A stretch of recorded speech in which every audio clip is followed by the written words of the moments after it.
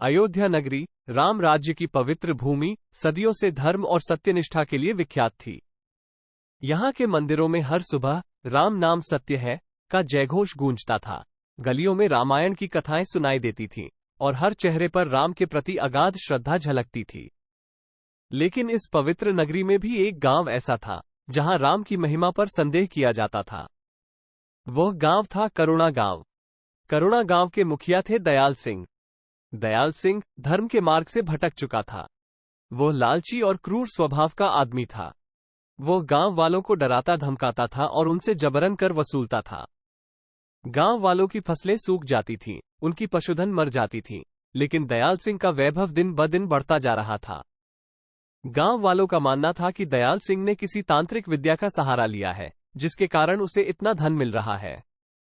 वह राम की पूजा नहीं करता था, बल्कि जंगल में जाकर अजीब अजीब पूजा पाठ करता था। गांव वालों में दयाल सिंह के प्रति गुस्सा और डर दोनों था। वो दयाल सिंह के अत्याचारों से तंग आ चुके थे, लेकिन उसके खिलाफ कुछ भी बोलने की हिम्मत नहीं जुटा पाते थे। गांव में रहती थी एक बुजुर्ग महिला, जिसका नाम था जानकी। जानकी दयाल सिंह के पिता की बहन थी। वो दयाल सिंह के अत्याचारों से बहुत दुखी थी। वो हर रोज सुबह राम मंदिर जाती थी और राम से प्रार्थना करती थी कि वह दयाल सिंह को सन्मार्ग पर लाए। एक दिन जानकी मंदिर में पूजा कर रही थी। उसने देखा कि एक युवक मंदिर में प्रवेश कर रहा है। वह युवक भगवा वस्त्र पहने हुए था, उसके चेहरे पर तेज था और उसकी आंखों में दया भाव झलक रहा था।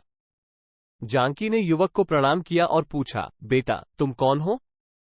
पहले कभी नहीं देखा तुम्हें यहाँ। युवक मुस्कुराया और बोला, माताजी, मैं राम का एक अनन्य भक्त हूँ। मैं कुछ दिनों के लिए अयोध्या आया हूँ। जानकी ने युवक को मंदिर में बिठाया और उसे गांव की सारी समस्याएं बताईं। उसने बताया कि कैसे दयाल सिंह ने गांव वालों का जीना दूभर कर दिया है।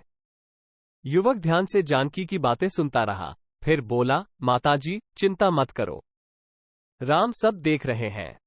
वो कभी भी अपने भक्तों का दुख नहीं सहते। उन्हें दयाल सिंह के अत्याचारों का दंड जरूर मिलेगा। जानकी को युवक की बातों से थोड़ी शांति मिली। उसने युवक को प्रसाद दिया और विदा किया। कुछ दिनों बाद गांव में एक अजीब घटना घटी। दयाल सिंह का सारा धन राख हो गया। उसकी हवेली आग में जल गई। उसका मवेशी चोरी हो गया। दयाल सिंह रातों को जोर जोर से चिल्लाता था। गांव वालों को लगता था कि दयाल सिंह को किसी भूत प्रेत ने पकड़ लिया है। दयाल सिंह को समझ नहीं आ रहा था कि आखिर हो क्या रहा है। वो पागल की तरह इधर उधर भाग रहा था। उसकी आंखें गुस्से और डर से लाल हो गई थीं। कुछ ही दिनों में उसका सारा वैभव राख हो चुका था। वो हवेली, जिस पर उसे इतना गर्व था, अब सिर्फ जले हुए ढेर के सिवाय कुछ नहीं थी। उसका मवेशी चोरी हो गया था, जो उसकी आय का मुख्य स्रोत था। रातों को नींद नहीं आती थी। हर आहट पर वो सहम जाता था। उसे लगता था कि कोई अदृश्य शक्ति उसका पीछा कर रही है। उसकी चीखें पूरी रात जंगल में गूंजती थीं। गांव वाले दूर से सुनते थे और आपस में कहते थे, देखो, दयाल सिंह को अब उसका फल मिल रहा है। कुछ दिनों की बेचैनी के बाद दयाल सिंह को जंगल में जाने का ख्याल आया। वो उसी तांत्रिक के पास गया था, जिससे उसने कुछ साल पहले तांत्रिक विद्या सीखी थी। जंगल के बीचों बीच में एक बरगद के पेड़ के नीचे तांत्रिक बैठा हुआ था। उसके सामने आग जल रही थी और वो उसमें अजीब अजीब चीजें डालकर मंत्र पढ़ रहा था।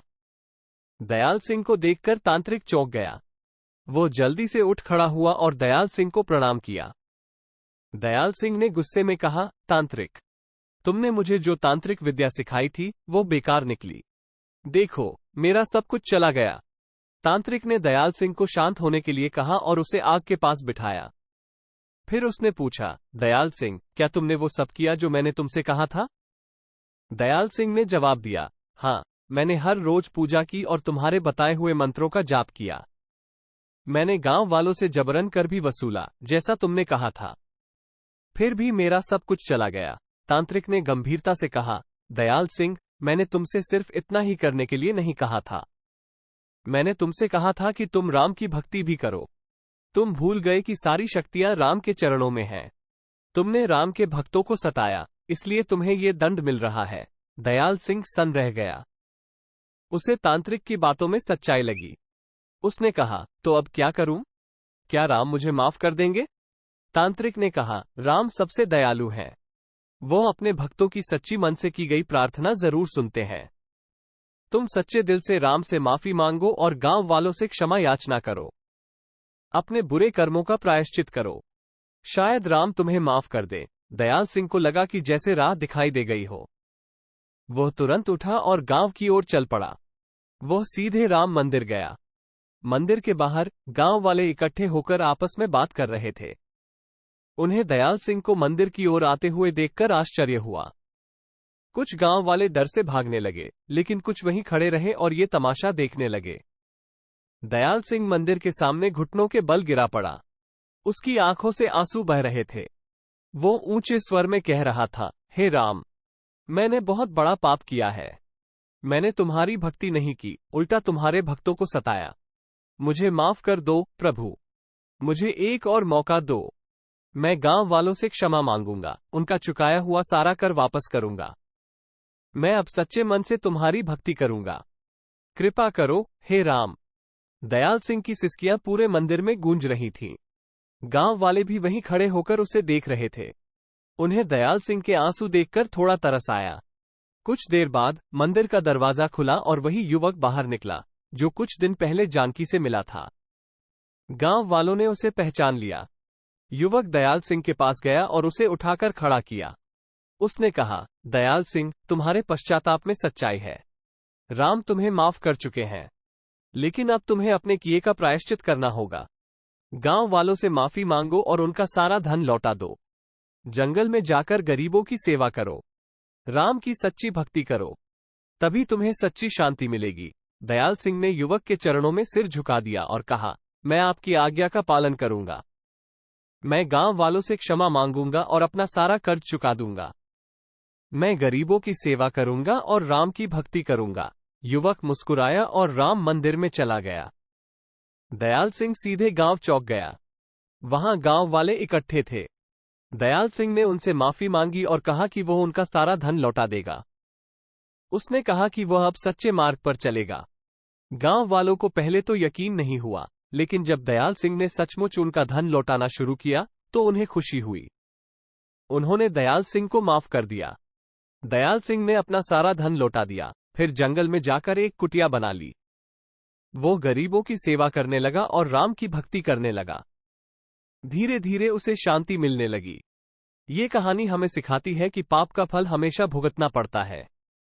हमें हमेशा सत्य के मार्ग पर चलना चाहिए और दूसरों को दुख नहीं पहुंचाना चाहिए। कभी भी माफी मांगने में देर नहीं करनी चाहिए। दयाल सिंह की कहानी हमें ये भी बताती है कि भगवान राम कितने दयालु हैं।